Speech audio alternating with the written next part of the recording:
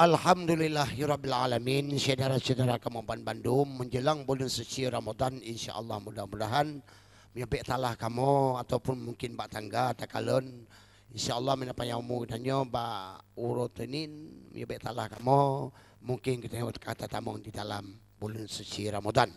Tetapi namun kitanya Ban Bandung kamu harapkan kepada urus kamu pertama kamu banduannya, kamu mengingat kedua karena pakon karena puasa urun si imam tua yang berbahagia apabila tak kebah si uro puasanya hanali.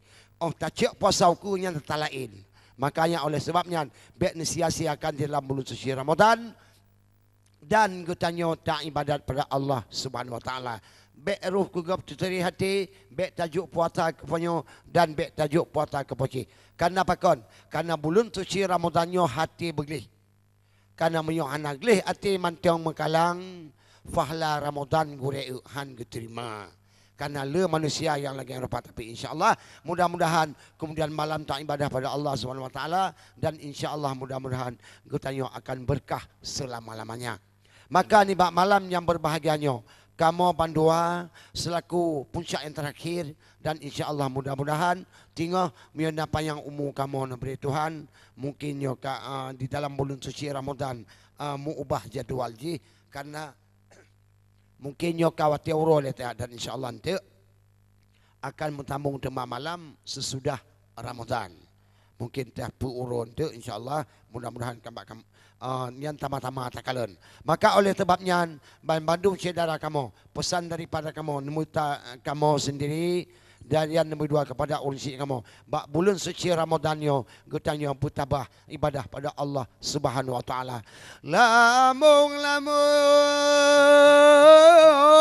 langit yang lambung abadi kurung ti bintang kala malam kanyulap angin kajitreun lun ku nyanyi jawong lung wai cedara insyaallah ngan Tuhan tulung tinggal yo lantung murumpa tema yang ubit-ubit kaju tamang lam gedung lagi awalun tamang lam kamu pikamu jawa irakalun tinggal mutamung asa cerita.